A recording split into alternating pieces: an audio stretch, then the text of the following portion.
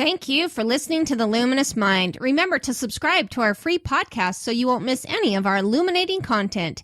Here is episode 195. Anytime someone says they're going to educate someone else, it blows up until it encompasses everything. It really, at bottom, education is about the fashioning of the human life.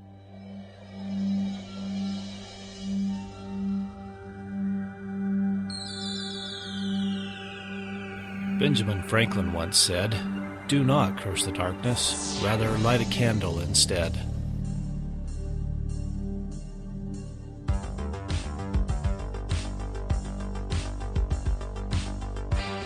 If you're ready to set your mind on fire, then prepare yourself for the Luminous Mind with your host, Rebecca Bowman.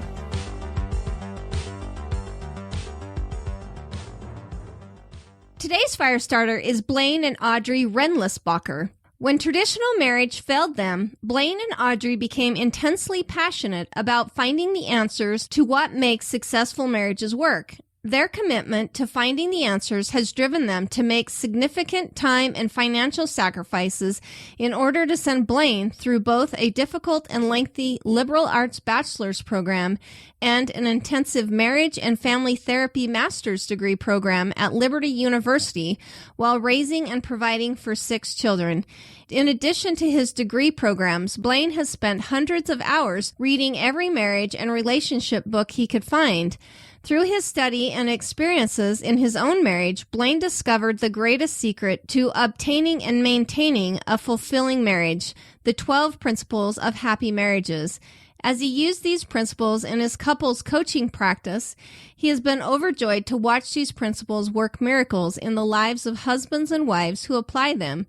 In an effort to make these principles available to couples everywhere, Blaine and Audrey have worked together to found Adore Your Spouse, where couples can learn more about the 12 principles, take the free marriage assessment, watch free weekly video tips, sign up for free online classes, and get involved in other programs that will strengthen their marriage.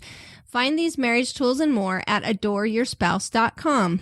Well, welcome back, Blaine. I'm so excited that you brought Audrey with you. Thank you. I'm excited to be here. Is Audrey there? Hey. Awesome. Okay. Yep. We're doing a multiple call here, so this is going to be a lot of fun.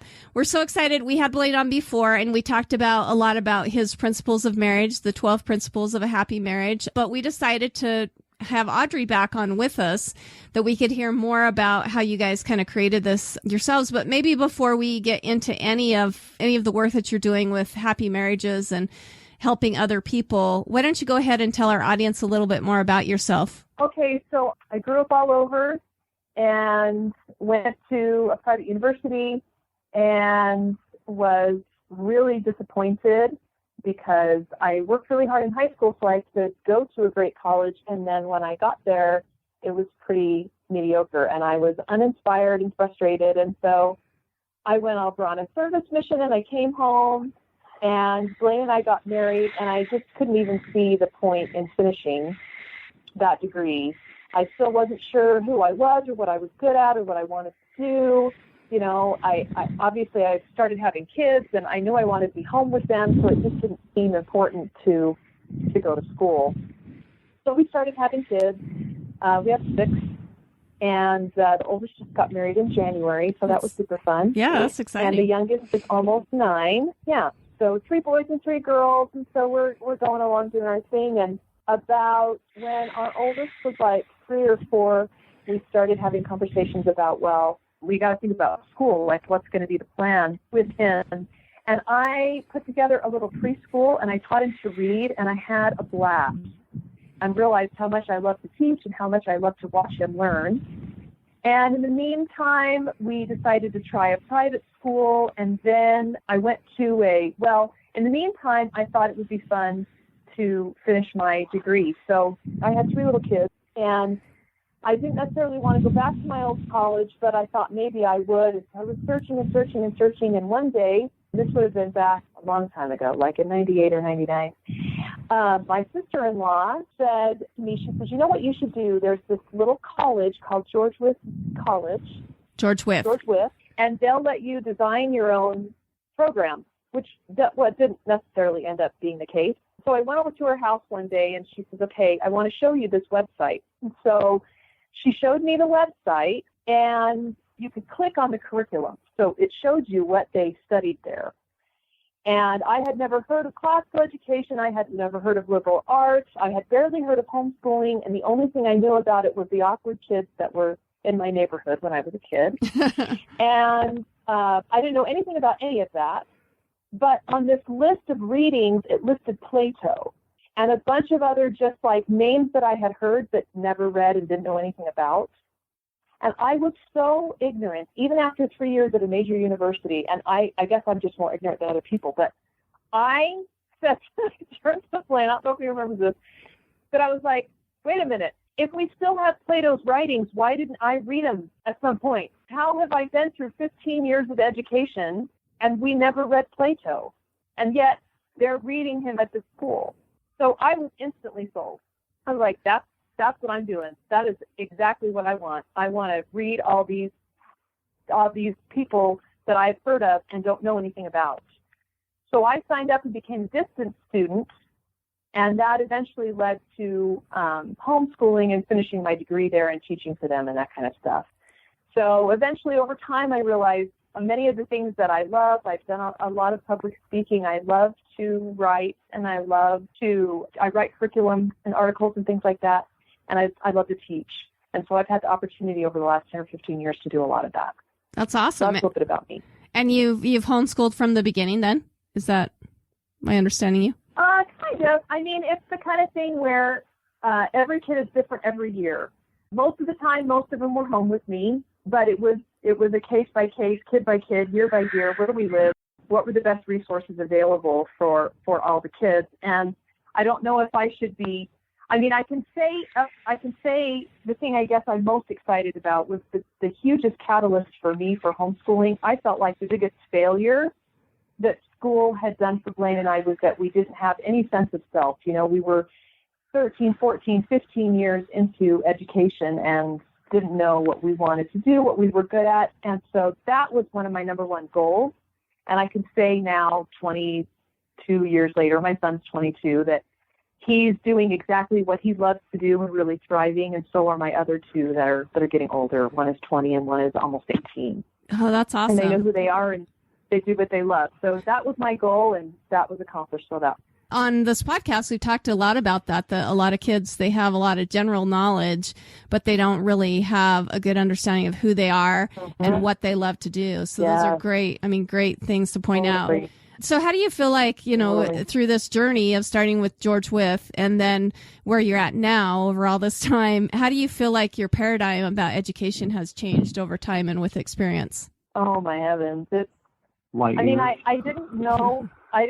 Well, yeah, I didn't know what. I remember having the thought in high school that something, and I didn't think about it quite this way, but the idea that kept being presented to me was that something magical was going to happen in college.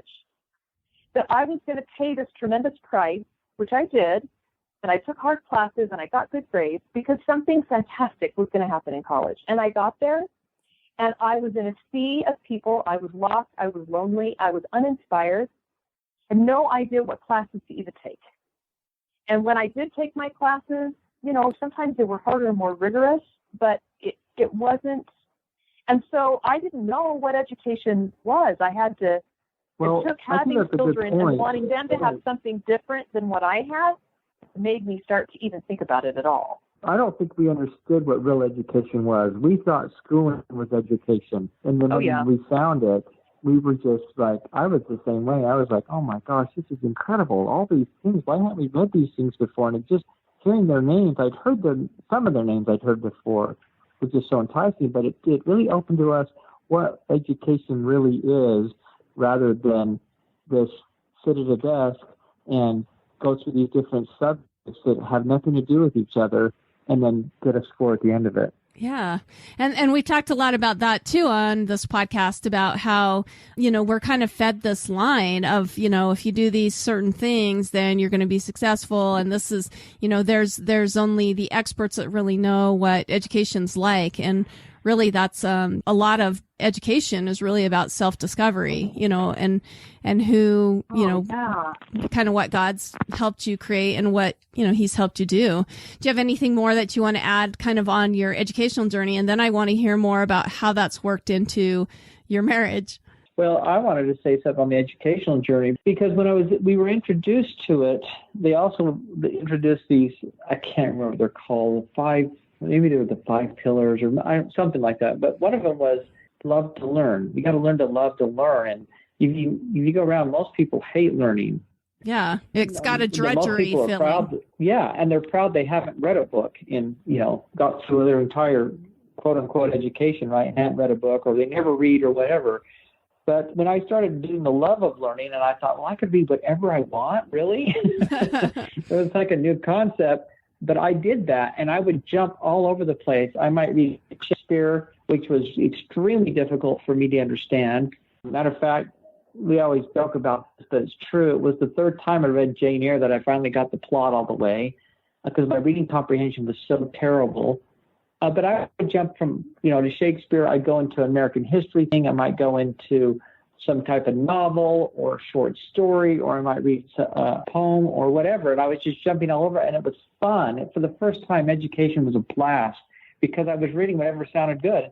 I might read 1 or 2 things in a row, like because I was into, because George Wythe was heavy into government and stuff, and so I might read 1 or 2 things in a row like that, and then I was like, I can't read it more. I'm done. I got to get something else. And to give myself that permission was so liberating. Yeah, we're kind of taught that we have to finish that out, even though we hate it, type of thing. Yeah, and I remember the first time I didn't finish a book. I hated the book so bad, and I was like, "Don't finish it." Like, I don't have to finish it. Are you serious? And so that was really revolutionary for me as well. That's awesome.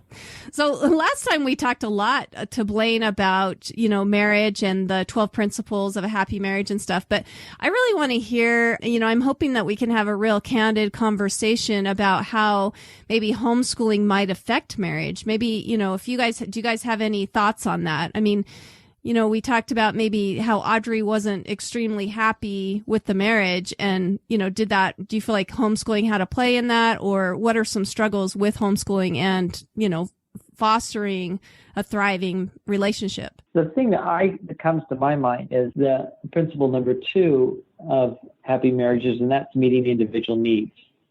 When you homeschool, the workload, it multiplies for the wife. And so it's even harder for her to meet her individual needs. And if she doesn't meet her individual needs, she'll get worn out and she'll get resentful and upset and frustrated and just feel terrible. And so it's really critically important that the man steps up. And I don't think I did a really good job at this to make sure that she was meeting her needs and helping out enough. Matter of fact, I know I didn't. And so I just felt worn out all the time because she had the kids 24/7. She rarely had a break and would rarely take that time. I think she did a pretty good job with spiritual. I know she did that pretty well. She did an okay job with physical, but she didn't do nearly enough mental until we finally found George Wythe. And then I did a great job there in persuading her or influencing her helping her give permission, because she felt like she needed permission, not just from me, from herself, and ironically from God to study. And when she had that permission, then she went to town on it. But that is so important that those needs are met regularly, and homeschooling, it makes it so much more difficult to meet those.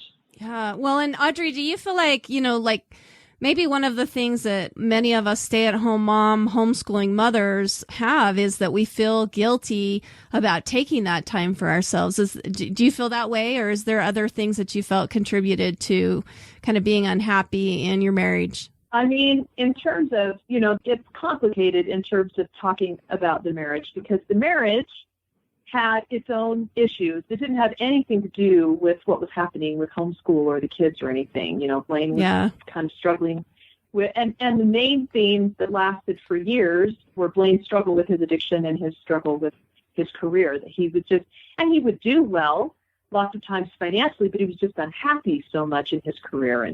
and trying to give himself permission to do what he ultimately really wanted to do.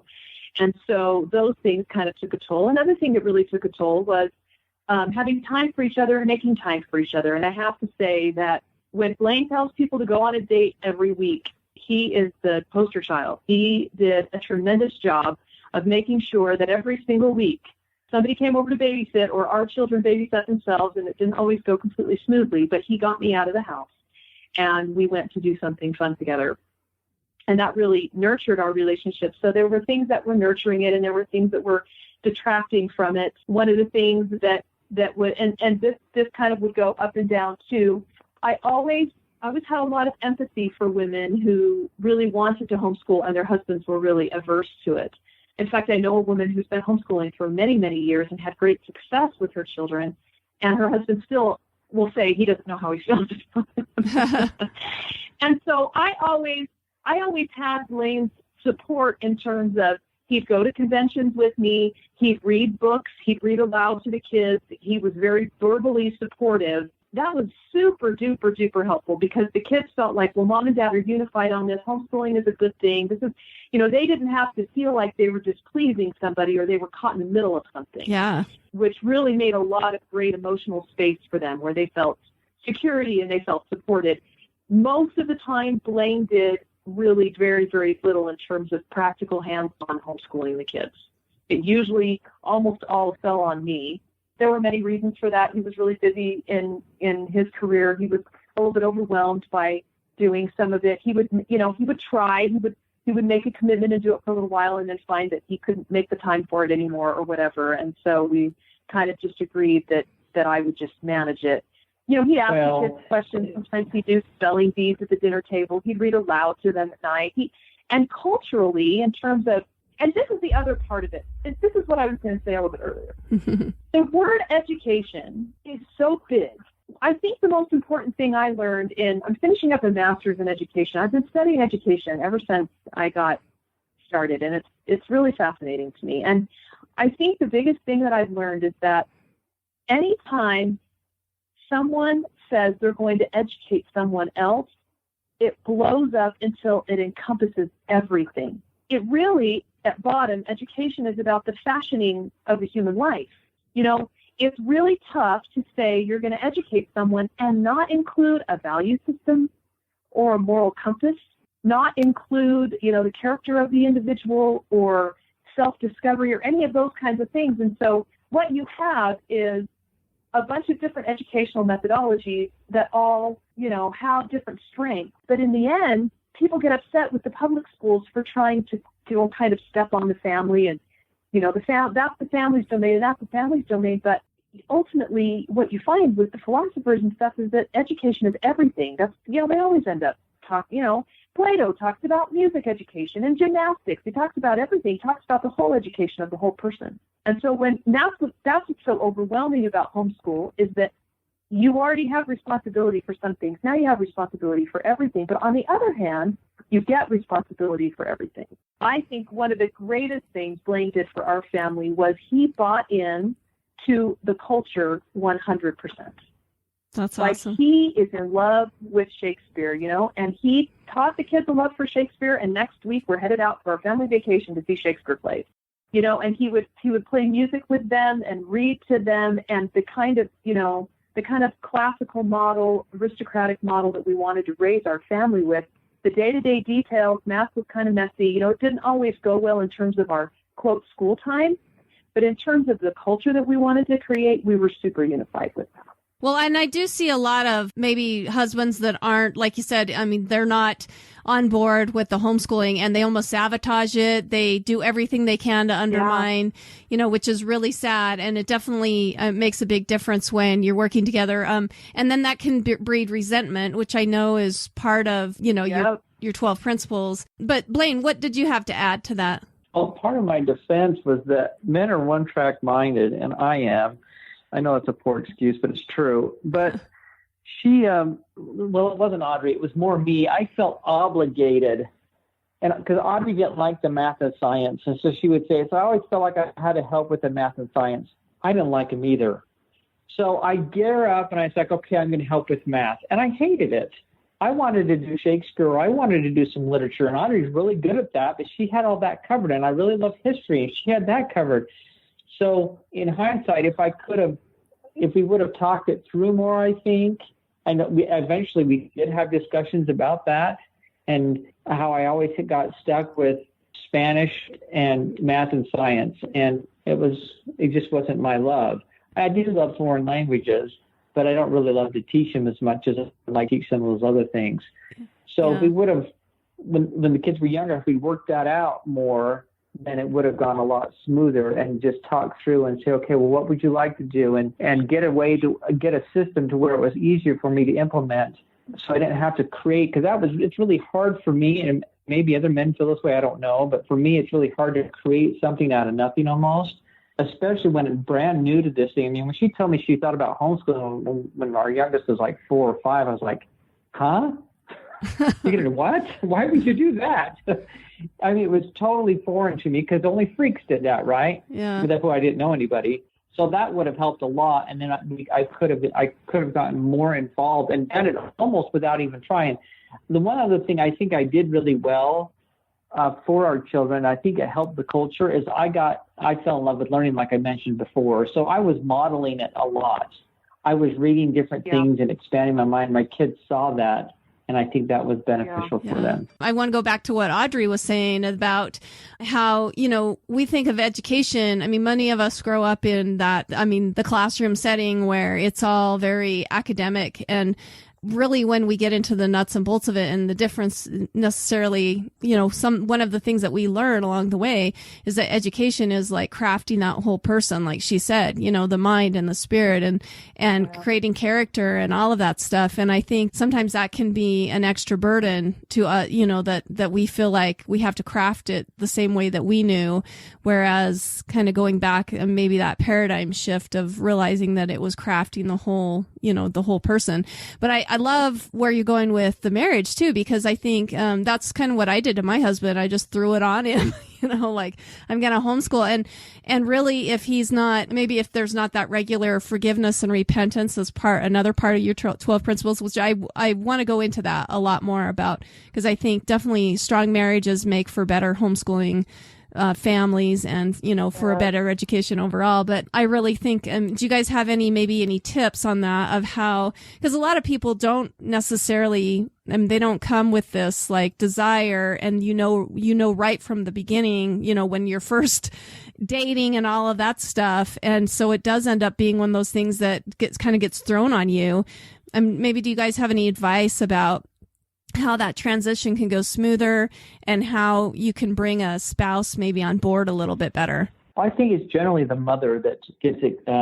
That's been my experience. I've seen that mothers generally instigate it, and fathers generally lag behind. Not always. I've seen some other ways, but most of the time it's that. And I think just to educate the husband, and not make a decision, hey, we're homeschooling, but present it like, I think I may want to do this, and here's the reasons why. I've looked at this and this and this and this and this, and the more data that she can give would be beneficial. Another thing that was super, super huge, I think maybe one of the reasons I didn't struggle with it at all is because what Audrey did.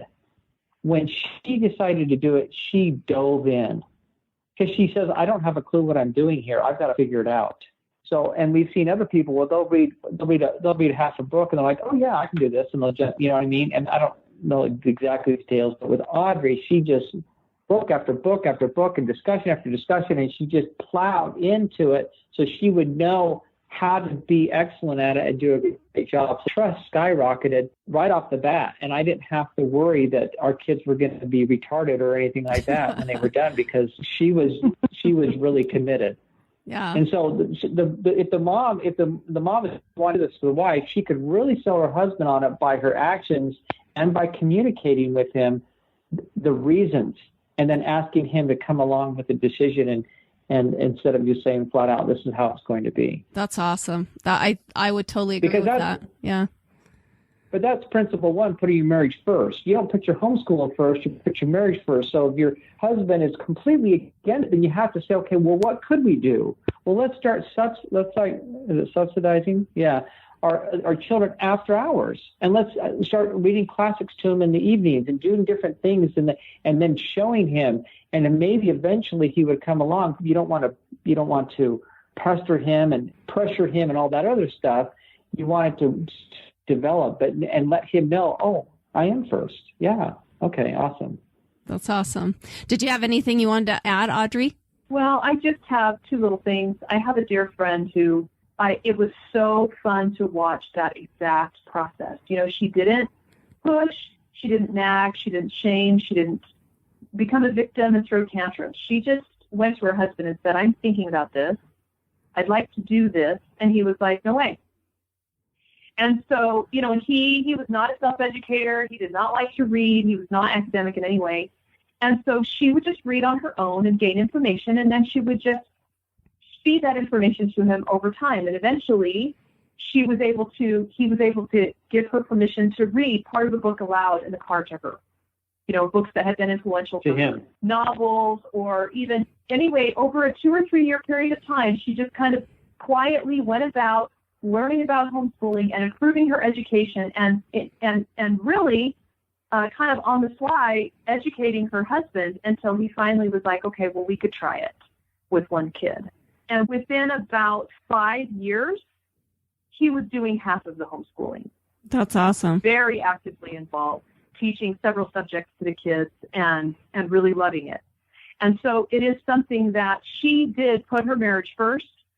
She respected his opinions. She saw clearly what his strengths and weaknesses were.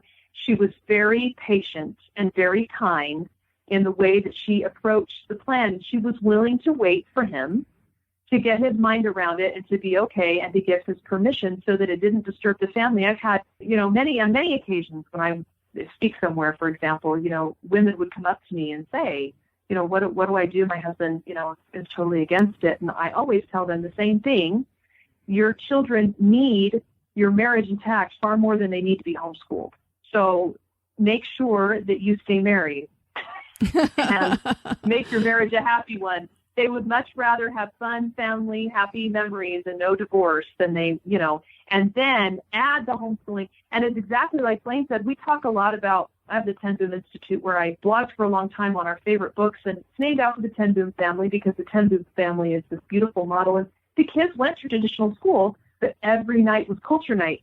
So exactly like you were saying, Rebecca, you spend time in the evening subsidizing, you know, learn about education and teach them cool stuff, you know, for half an hour, make it interesting, do a craft, read a classic, and do what you can. But don't let, you know, even if, you know, people will say they've had like a spiritual experience and an answer and things like that, that's great. So then if your spouse is still saying no, then don't decide that you're going to ram it down their throat and do damage to your marriage in order to homeschool. Take the slower, patient path, and I bet you they will come along. That's awesome. On the flip side of that, I mean, we've talked about usually it's the wife who wants to homeschool and her husband's apprehensive. But I've also seen sides where the husband wants the wife to homeschool. And she doesn't want to. And I think that that's great advice with what you're saying is that if that's really important to him, let's let him subsidize things in the evening. You know, maybe that would be a great way to go about that. What are your thoughts on the flip side of homeschooling? Yeah, I totally agree. He can do exactly what my friend did. Yeah. He can go to the conventions and he can bring home the literature and he can sell her over time and be patient, and they can start with half-day school and, you know, subsidize the rest, and he can take on subject matter and really play an active role and show her that he's going to be supportive. And, you know, and then when, you know, even things like if she can kind of warm her up to the idea, he can do all sorts of things, like not just doing subjects and things at night. He could also give her breaks at night.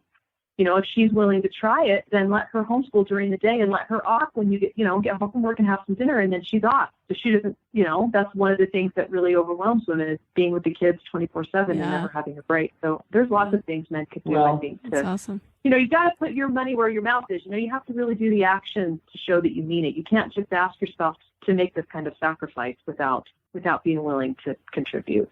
That's great. Did you want to add something, Blaine? Well, it's really important that he look at the big picture. Is she struggling with parenting? Is she really overwhelmed? If she is, to ask her to homeschool on top of that, it's just going to sink her ship. I mean, it's going to totally floor her. So he's got to look at that. And then he's got to not pressure her to do it, because it just, once again, the marriage is more important, and a happy family is more important. And he, like you guys are talking about, he can do stuff in the evenings and stuff, but eventually she might be able to come around to it through the things she sees he does in the evening. But it's really important to look at her well-being, and can she handle it emotionally? Is she too overwhelmed already? Then you don't even go there, and you start doing things in the evening to make things more the way you want. That's awesome. Well, and I want to definitely get in more to the your website, adoreYourSpouse.com, and let's talk about those principles. We kind of talked about it on our last podcast just with Blaine, but I kind of want to go through each one of those principles, and I'll just quickly reiterate what they are, and then maybe we can pick out points that might really be beneficial with this discussion of homeschooling. I'm hoping that's a good direction for you too. Does that sound good? Sure. Okay. Sure. All right. So I'm just going to reiterate these 12 principles that is listed on their website, and then we can talk about those things. But the 12 principles of a happy marriage, they have: number 1, put your marriage first. Number 2, ensure individual needs are met. Number 3, regularly forgive and repent.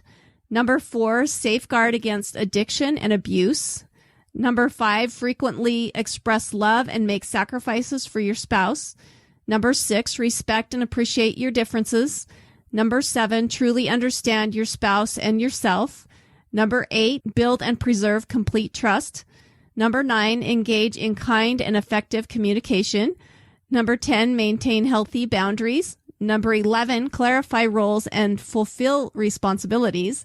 Number 12, create unity in all areas of marriage. And, Blaine kind of discussed with us last time that he pulled a lot of those things out, or they pulled a lot of those things out of the classics, like we discussed with the George with education. But, is there any points that you feel like we want to start on first, and how that can, kind of the number one things to start with? We talked about making sure that she had kind of the me time, or, time to build herself up, but any others? That we found in the classics? Yeah, that you found these principles in the classics, correct? Yeah, mm-hmm. I think all of them are somewhere in the classics that, they're not listed, but you can see them. I mean, you can look at Jane Austen, Pride and Prejudice, and how Mrs. Bennet, how Mr. Bennet doesn't trust Mrs. Bennet in parenting. And quite frankly, I don't know if she can trust him either. But you see them, you see how they parent, right? And how that interplays between them. You can see that he doesn't respect her, and then he'll make degrading comments about his wife, which is very hurtful to marriage. I mean, it's all fun and nice and, on A&E's thing, but in real life, that will really damage a relationship if you don't respect and honor your spouse for who they are. That's just understanding your spouse, really who they are, and appreciating them. And seeing all of them, right, including their weaknesses. Yeah. Well, and Audrey, do you want to add your 2 cents of maybe where these principles came from about finding them in the classics? I mean, we looked a lot of places. We looked in the psychology world. We looked in self-help. We looked in novels. We looked in philosophy. We even looked in government and economics. Back in the day, when I was an undergraduate at George Wythe and I went on to do some teaching for them, there was a really heavy economics and government focus at the time. And I just wanted the degree because I wanted to read classics. And it wasn't necessarily my favorite subject. But the more I got into it, the more I realized that understanding the underlying principles of government and law are really beneficial to a family, to any kind of relationship. And so those, it seems strange, but the ideas encompassed in those 12 principles came from every genre, from every time period, from every type of great thinker. And what we wanted to do was we wanted to see where they all kind of matched and what our experience had been in recovering our own marriage, and make sure that we didn't leave anything out. Like, we could look at this list and it's comprehensive. And yes, if a couple lived all of these principles, they would have the happiest marriage that they could. One of the ones that we spend a lot of energy on is understanding your spouse and yourself. And that goes back to our homeschool journey. That goes back to the very beginning when I said education is failing us. And I think this is a key area. There are lots of couples that do lots of damage to themselves and to each other simply for lack of self-knowledge. They shame themselves and their spouse. They become angry and resentful and upset simply because their spouse is just wired a certain way, and they just don't understand. There's little things like when we were researching gender, there's all kinds of gender differences that really help make sense of a marriage. One little one is that women hear better than men. That's proven all the way from the time they're little. And so the educational application is put the boys in the front of the classroom, but the marital application is you're probably going to think your husband's yelling at you, but he's not. It's not as loud. Well, that depends. And so maybe that would help you to not get so offended. That's a really tiny thing. But a really big thing would be, what's your temperament? What do you think abstractly or concretely? Are you an introvert or an extrovert? Are you more a thinking individual or a feeling individual? And then there's intelligences. Are you more gifted linguistically or spatially? And these little things, there are tests that people can take, and there's books that they can read, and it really opens up a lot of emotional space when couples can just go, oh, that's just who you are, and it's okay. It's perfectly fine. I signed up for it. I liked it when we were dating. I thought it was cute, and now I'm telling you there's something wrong with you. And it leads to all kinds of wonderful things. In a marriage, it can lead you down a better career path. It can benefit all your relationships. It feeds your self-worth and your self-confidence. It does all kinds of wonderful things. And if individuals live these 12 principles, it's not just confined to a better marriage. They'll have a happier life. They'll have better relationships with everyone. I love that. Before we go on, let's listen to these messages. If you're a young person who doesn't want to be one of the statistics of students who get stuck in debt and post-college job stagnation, check out Praxis and go from student to startup in 9 months with a guaranteed full-time job offer. Let's talk to Derek and hear what Praxis can do for you. Hey guys, this is Derek, and if you're interested in learning more about Praxis, Praxis is a 12-month startup apprenticeship program for young people ages 17 to 26 years old who want more than the standard menu of options out of their life, out of their career path, and out of their education. So we take people who are potentially thinking about going to college, or who are in college now, or even have graduated college, sort of just dissatisfied with the options available to them. And they complete a 6-month boot camp where they learn really sort of the ins and outs of how to market and sell themselves as a young professional, how to learn on their own, how to learn professional skills, and really prepare for entering the job market. And then they complete a 6-month apprenticeship at a startup that is paid. It's full-time. You're making $15 an hour, and you're learning directly from successful business people, successful entrepreneurs, people who are actually doing what you want to do with your life, doing it in the real world rather than just teaching it in the classroom. That 6-month apprenticeship, once you finish the program, we have a 98% employment rate for people without a college degree, average income of about $55,000 right now, and our graduates are doing really, really well. They're doing incredible things. They're writing books, they're starting businesses, they are getting jobs that would be traditionally closed to people their age, and doing a lot of incredible stuff. To find out how Praxis is changing the paradigm of education to ignite their participants' future, go to discoverpraxis.com/mind and review exclusive information for Luminous Mind listeners.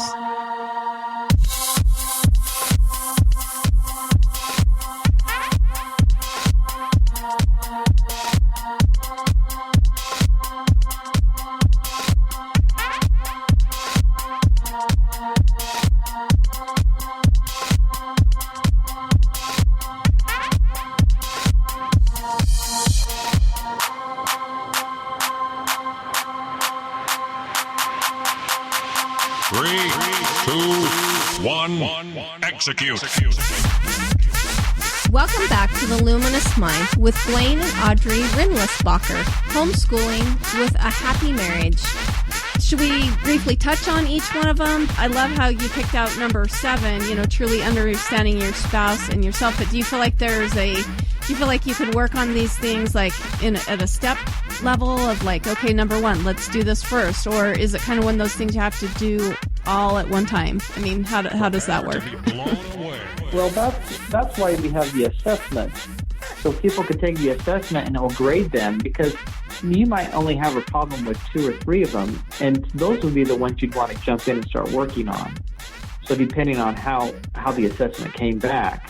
sometimes people I saw one the other day where they had to work on all 12 of them. I think they had, it was a mess. So, I mean, and that one, you've just got to hire, hopefully me, that's what I do. But if not, you could hire a coach, right, or a therapist and start working on them. But most of the time you can just, and most people know exactly what their theme is, but some don't understand what they're doing with these principles, because these principles are foreign to them. So when they take that assessment, it really locks in where they need to start working, and then they can just start pinpoint those areas and start fixing their marriage immediately. That's awesome. And do you feel like there are challenges that you've had? I mean, Audrey mentioned like one of the frequently ones is understanding your spouse and yourself. Do you feel like there's challenges that keep coming up for spouses, or does everyone struggle in maybe different areas? I think they do in areas, but what I see most is women don't meet their needs, and that goes right along with setting healthy boundaries. And so those are the two. I mean, healthy boundaries is probably the most broken by women, but right next to it is not meeting their needs, and that's part of it, because they won't say, hey, I've got to do this for me. And I see them, women have, not just with their husbands, with their children, and not setting boundaries properly, healthy boundaries. And then the men, I find a lot they're angry. What was the principle that coordinated with? The forgiveness and repentance type of thing? Yeah. Yes. And forgiving themselves, because they're not where they're at. That's, I think, why men are so angry lots of times, because they're getting 30 and 35 and 40 and 45 and 50, and their life's not where they thought it'd be. And so they're really ticked off. I see a lot of men that way, and they don't, some don't like their career, and some don't like where they live, or they don't like whatever it is about their life, and they've really got to learn to forgive and let it go, and forgive themselves. Some need to forgive God, some need to forgive their spouse or whoever. But yeah, that's a major problem that men that I see that men have in general. But it's going to be awesome, obviously, just depending on the person and who they are and their experiences and stuff, depending on what they're going to need to work with or work on. Did you want to have anything you wanted to add, Audrey? Oh, one of the thoughts I had was that plays into role confusion too. There's a lot of role confusion. The feminist movement has a lot to do with that. But men don't know what Blaine I think would say is true is he predominantly is approached by women. Women are usually in more pain in a marriage and want more help and are more apt to seek it, and men are more resistant.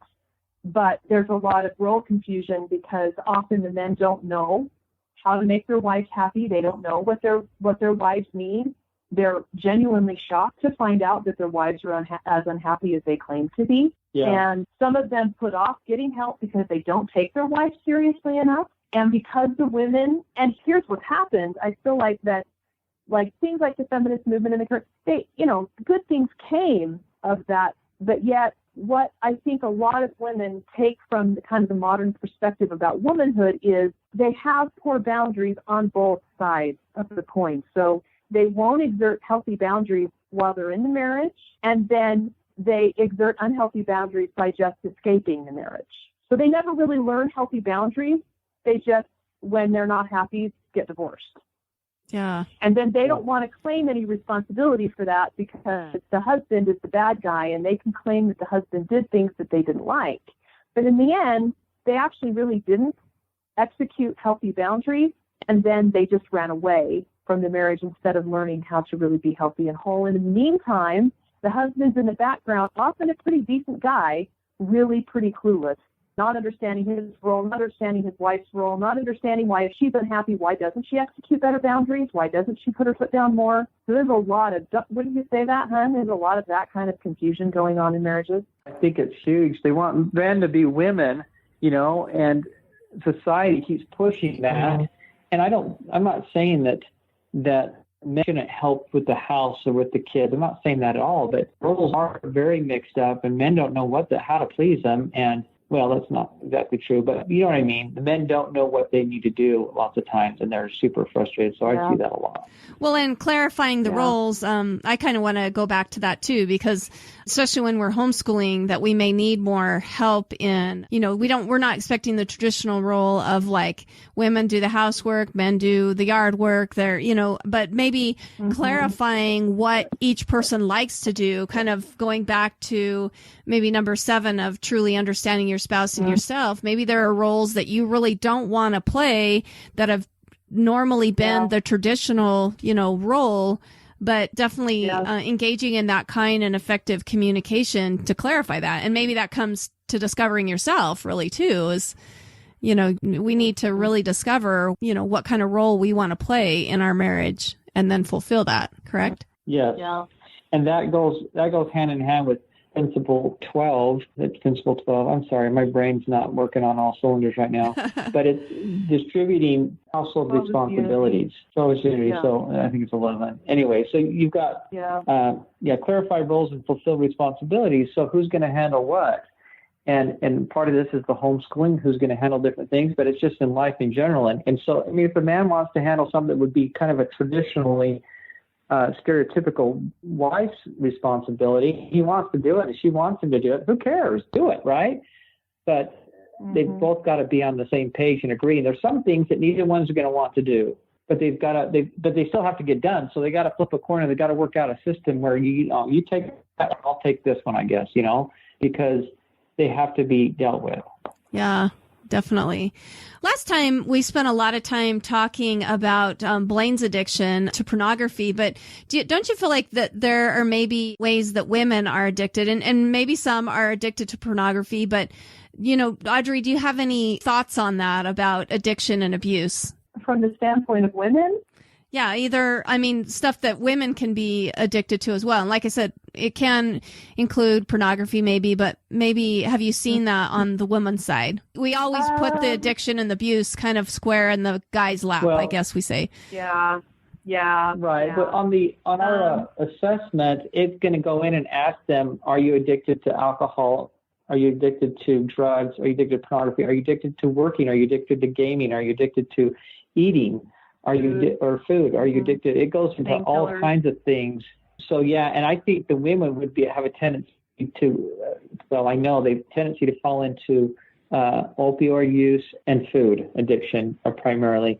Social media quite a bit too. Those are probably the worst that I've seen with women. Yeah. Oh, yeah, those are great. And again, the word addiction is kind of a sliding scale. There's a point at which it's doing damage to you, but not necessarily to the people around you. And then there's a higher level at which it's doing damage to you and the people around you. And then there's a point at which now you're incapacitated from functioning normally. There's a gradation there of addiction as well. Normally, in professional circles, when you talk about an addict, you talk about the person who's completely debilitated and unable to carry on a normal life. But we all engage in unhealthy behaviors. We have go-tos that don't service us. We have go-tos that don't make us healthier. They actually make our lives worse. But they create, ultimately, an addiction is just a way of creating an unhealthy emotional release. It's an escape. Yeah, I was going to say that. And so. Yeah, so asking yourself, what am I doing that isn't really good for me that I'm escaping into? I know people that are very addicted to television. They escape into television 30 hours a week or more. And it does great damage to their personal relationships, to their health, to their minds. And so everyone can try to be a little bit more honest about, when I'm feeling down or unhappy, what's my go-to, and is it destructive? Is it unhealthy for me? Is it having a negative impact on the people around me? And then trying to assuage that. On the other hand, pornography addiction especially is prolific, and it still is. There are more and more women addicted to that, but men as well. And so women need to educate themselves about that and about what to do and about how to avoid it and about the 12 steps and all that kind of stuff. That's awesome. Well, let's kind of maybe go into maybe some successes. Do each one of you kind of have a story that you've experienced of, using these 12 principles and maybe some success that you've seen? Well, I just got an email. Well, in your own marriage or even working with other couples, sometimes we learn a lot by working, just being a mentor to other people. Yeah. I just got an email from a guy that I was working with, and he just says, Blaine, you changed my life. I feel absolutely incredible. I've lost 30 pounds. I'm not a fitness coach. I'm just telling me you need to meet his needs. That was one of the principles he's breaking. And he took it to heart, and he just feels incredible, on top of the world, because that one principle he was not living. And when I started working with him, he was depressed and felt terrible, and now he feels fabulous because of that one principle he started living.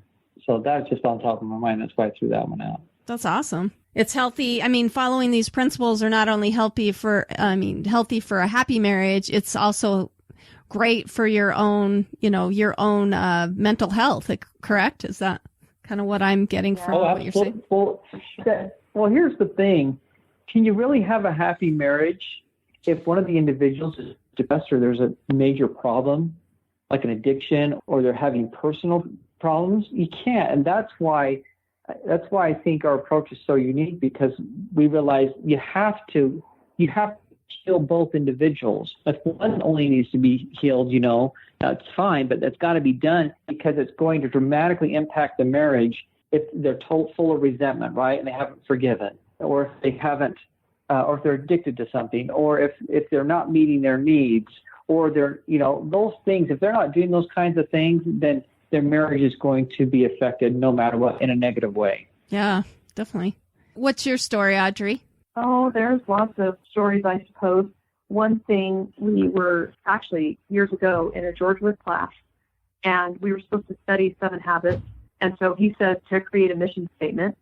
And I kind of took that to heart, and I asked Blaine if he'd go on like a little retreat with me and if we could make a family mission statement. And so for weeks, I wrote notes on all the things I would love to have, and what kind of, this is what I want to give my kids before they leave my house. And of course, it meant that they were going to be perfect by 18, and that I was going to be, the model mom and everything. Obviously, I'm sure my list was very far from realistic, but, it was good to think it through, and then to be a little more realistic and prioritize and say, okay, if I can't have all of this, what's most important? So I kind of got a lot of clarity that way. And then we went on this weekend, and for a couple of days, we just talked. And I went through the list with Blaine, and he kind of thought things through, and he'd given it not as much thought as me, but he thought about it some. And finally, at one point, he said, I don't remember how the conversation got there, but at one point he said, wait a minute, it's like that scripture in the New Testament. It's like that verse in the New Testament. I said, what do you mean? Something about the truth making you free. So we looked it up, and of course it's Christ talking. And he says, if you continue in my word, then you are my disciples indeed, and you shall know the truth, and the truth shall make you free. And that was a very solidifying and unifying moment for us. Our kids have heard that scripture all their lives. And that idea that the truth makes you free became this really unifying concept for us in our marriage and in our family, and created tons of unity around this idea that we were truth seekers, and we were going to seek the truth, and the truth was going to bring us greater freedom. That's and awesome. So that's why we became even more principle focused and started looking, and that's why Adore Your Spouse got built around principles, because we really believe in our hearts, after all these years of, since then, 15 years or whatever of study and life experience, that now we can really say, yes, the truth does make you free.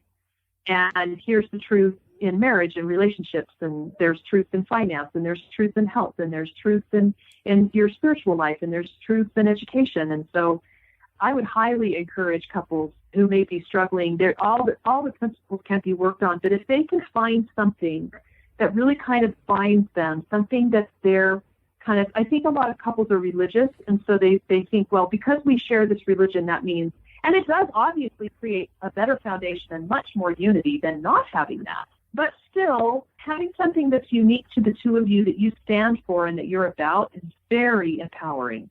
And then you kind of, that's your checkpoint, right? So like from now on, you're kind of always checking up against, well, do we do that or do we not do that? Because this is what our family is about. This is what our marriage is about. That's awesome. Well, and I think that goes really nicely with number 12 of create unity in all areas of marriage. I mean, once we find a unified place, like you said, I mean, then we can work on, respecting our differences, but seeing where we're unique or where we're the same. But then also it helps us see the differences in more of an appreciation and trying to work on that. Yeah. Another success, people struggle with trust a lot, and most people, I think, don't understand trust. But we teach that trust is you have to have integrity, which is, doing what you say you'll do and, being honest, not lying and things like that. And that's very, very important. But another component is competency. Do you know how to do what you say you're going to do? I remember with this one couple, she did not trust him as a breadwinner, and he didn't have the skills to do it, and he didn't trust himself. It was obvious. And so when you find yourself in that situation, you got to decide, okay, what are we going to do? How am I going to create this trust? Because obviously my wife doesn't trust me, and if I'm really honest with myself, I don't trust myself here because I'm not earning enough, right? I mean, because sometimes they'll get out of college, some will get not out of college, but out of high school, and they say, hey, come work over this construction site and you'll be making like $20 an hour. And they're freaking out because, all they could make before was like, all the peers are making $7 an hour or whatever. So they're like on top of the world. But then they get married and 4, 5, 6, 8 years go by and all of a sudden they're making $22 an hour and their friends are graduating and they're making $40 or $50 an hour, right? And there's more, not so much what their friends are making, but the fact that the bills are higher and the food's gone up and everything's more expensive. There's more mouths to feed and et cetera, et cetera. And so this one couple made a plan that he would go back to college. And the wife is totally all over this because one of her needs, and one of the marital needs, which is principle 5, is that she needs security. She needs to have financial security. And so by creating that plan and him deciding to go back to work and get a degree so he could advance his knowledge, and then he would be more capable, then automatically the trust went up with them before he'd even completed it. Just the fact that he was working on that and he had enrolled, started. Actually, I don't think the last time I talked to him, he hadn't even enrolled. He just decided that he was going to do it.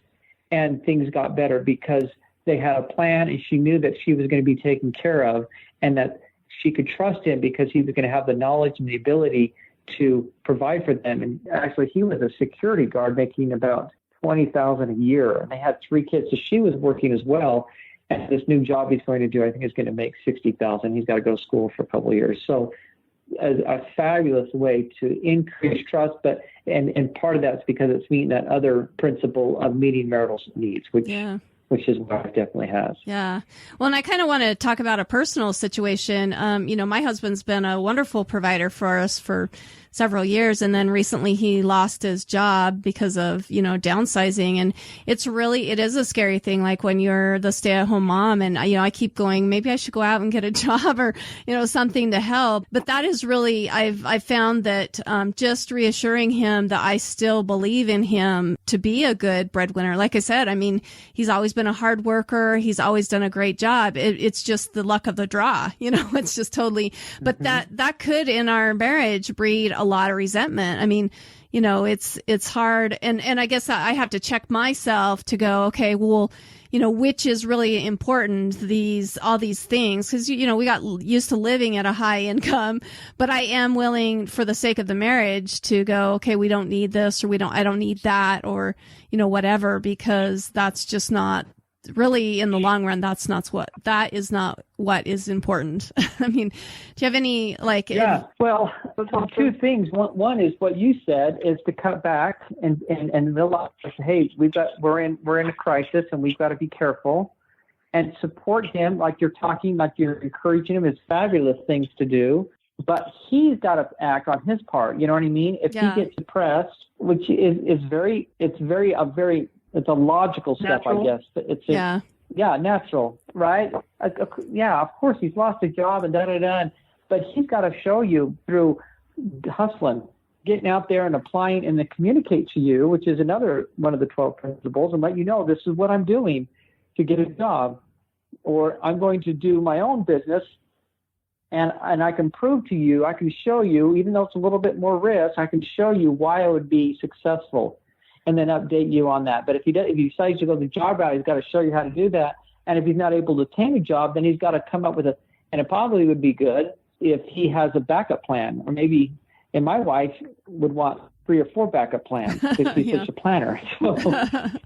So, okay, I'm going to try this, and we're going to do it for this amount of time, and if I don't have a job by then or whatever it is, then we're going to go to step B. But that will create more trust for you, and it will make you feel better because, hey, he understands my need of having the financial support and needing that security, and he's serious about it. Because wives won't resent their husbands if they're doing everything they can do. They just don't. Yeah. It's when they realize, oh, you could be doing more. It's obvious you could be doing more.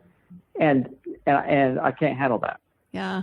And then as a wife too, it's really, I've seen just, watching different relationships around where there isn't trust or something's going on with the wife where she's constantly belittling him, but it almost works in the reverse of him being, that belittling, he really starts to take to heart, and he ends up not being as good as he could be because there's no.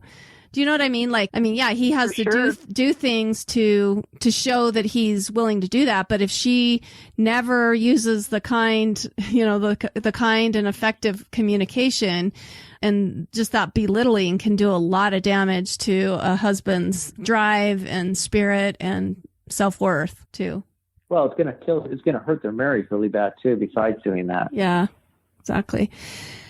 Well, I'd love to go into more of these things. Like we talked about, we've just kind of mentioned, and I know we mentioned it on the last podcast, but there is a free resource for you to go in and take the assessment. And then definitely they offer marriage coaching. But, give us an idea of maybe what some of your long-term goals are with Adore Your Spouse and how you, plan on helping people or to continue to help people. I've wanted for a long time to really kind of be the marriage authority because these principles are so unique, and so it's just building up, and that's the goal, is to keep expanding and building. I've got a book that I've got to write for sure to get the message out faster. I've got an outline, but that's all I've got. The further I've got done. We're talking about doing a podcast / radio show, something like that. We would like to do to get the message out further, and so really helps. And then my goal is to hire other people and get them certified in the Adore Your Spouse method. So as the clientele keeps expanding and keeps growing, that we can meet those needs, and they can be coached in a way that's going to be in line with the principles and help the people really heal from the marriage. Because I think we went in last time, but marriage therapy really is suffering. The success rate's about 18%, which means 82% of couples are not benefiting. I've done more research since I last was on with you. 25% of the people that go to marriage therapy, actually things get worse. So yeah, well, and divorce is such a rampant thing anymore.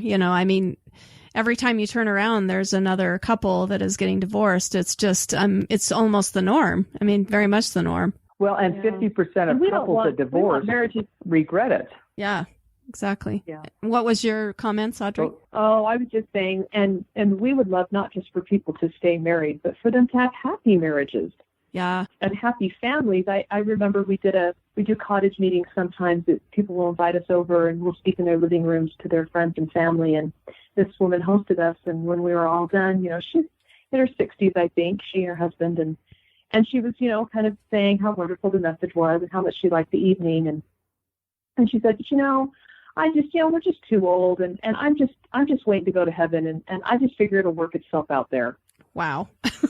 and I just thought, you're going to be the same people. So it seems to me that assuming you both make it to heaven and that part works out, I would think you would still have to continue to grow. I think growth is an eternal principle, and I think that, everybody should. Marriage is, in my mind, I think it's the most complicated relationship that there is.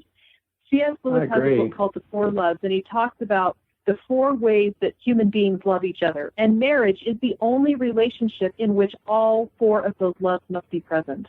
And that is why, on the flip side of that, it can be the most nurturing and loving of any relationship. I just recently watched this TED Talk. There's a Harvard study that's been going on for 75 years. They took 700 and something men, and they've now included their wives in this study, and they, every year or two, they do a major study of them and their lives where they are currently. They do full medical workups.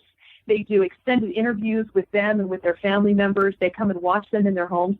And there's been 4 directors of this program now, and it's been going on for 75 years. It's the most extensive research study that's ever been done. And he said, he was talking all about the study and how it was put together and how it was run. And he said, so what have we learned by this extensive study? He said, the far and away most important thing that we've learned is that human relationships matter most, and that the people who have close, nutritive relationships, who live longer, are physically healthier and are much happier. Wow. And I think there's a lot of people in their 30s and 40s and 50s who have been in the grind and who have not taken the time and the effort to learn how to be different and how to make their marriages happier, and that get out as a kind of a knee-jerk reaction out of something that's causing them pain, and they don't realize that that relationship is the very relationship that could afford them the happiest, longest, healthiest life. Awesome. I love what you're saying. Just to reiterate what I'm getting out of it, we either see couples flee and divorce and they don't deal with their problems, and then they don't end up being better people because they haven't dealt with their stuff and all of that. Or we see, and I see this very frequently in very religious families in particular, that they're in a marriage, they're unhappy, they're not working on it. It's, a source of, but they stick it out, which is in some cases almost worse than the divorce. I'm not that that's worse than the divorce, but there's 2 different ways. So either, if you're, really work with a great marriage coach who can help you work through your stuff correctly before divorcing. And then definitely if you're in a marriage that isn't happy, let's make it happy. I love that. Yeah. Well, but the problem I see is in our society, we're always focused on ourselves so much. And so getting divorced would just be a pain. It costs money, but and we don't want to do that. But they're not looking at the impact they're having on their children. And a lot of people are surprised. Well, my kids don't want to get married. I wonder why? Because what was modeled was horrible, right? And so we really got to say, okay, what would be best? We're supposed to be married, right? We're the happiest when we're in a good relationship, and if we're not there, then we better figure out what we need to do to get happy for our own health, but for the health of our spouse and for our children. And it just helps society out more when marriages are stronger. Yeah. Well, before we say goodbye, I'd love to hear maybe some parting words from each of you, and then give us your contact information, how we can get in touch with you and get, definitely awesome resources. There's, as we're waiting for their podcast, they do have a free weekly marriage tip video, which is awesome. I've watched a lot of them.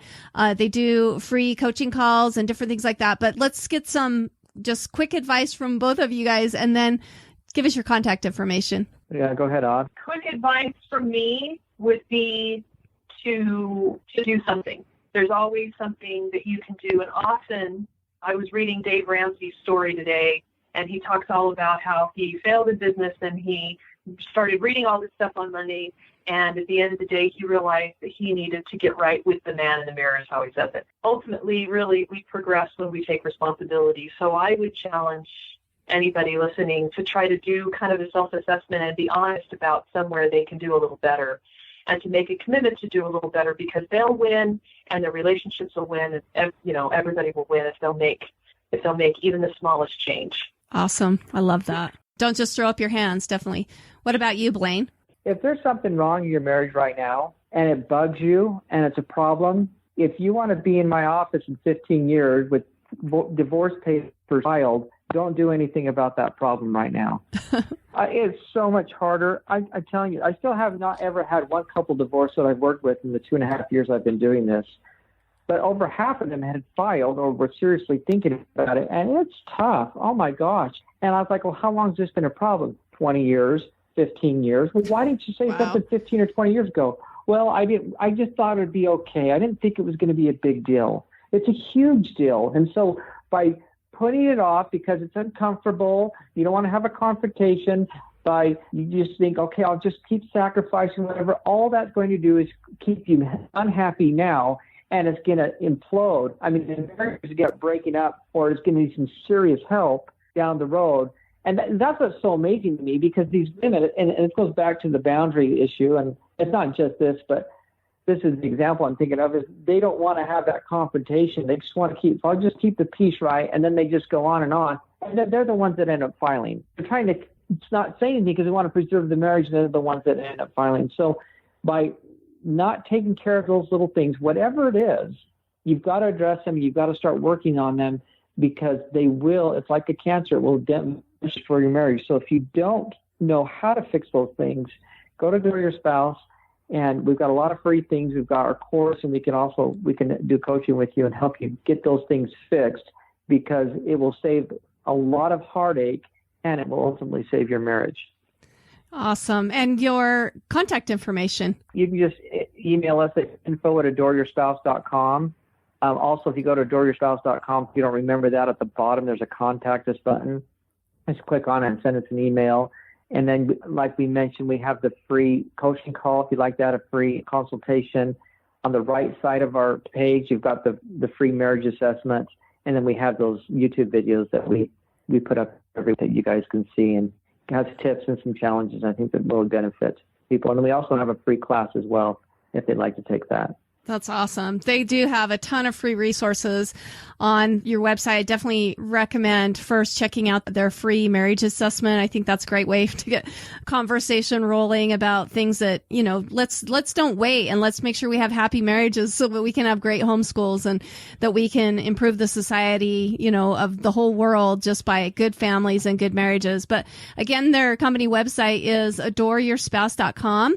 We will be sure to link all the information that we've discussed today on our website as well. But thank you so much, Blaine and Audrey, for coming on and helping to light our minds on fire on this extremely important topic of, having happy marriages and good, strong families. I really appreciate it. You're very welcome. Thank you. Thank you for listening to The Luminous Mind. To learn more about Blaine and Audrey, go to our show notes at theluminousmind.net. Be sure to become a subscriber to our free email list. Then check out the Services tab to see how we can continue to assist you, our fire starters. Also, to help us continue production of illuminating content, go to the Sponsor tab at theluminousmind.net for more information on sponsorship and affiliate programs. Like us on Facebook, follow us on Twitter, Google+, Pinterest, and now Instagram. Get our free audio content by subscribing on YouTube, iTunes, and Stitcher. To help us grow, consider these easy ways. Tell your friends about us, leave us a review, share our content. Tell us how we can help you so together we can continue to light minds on fire and change the paradigm of education.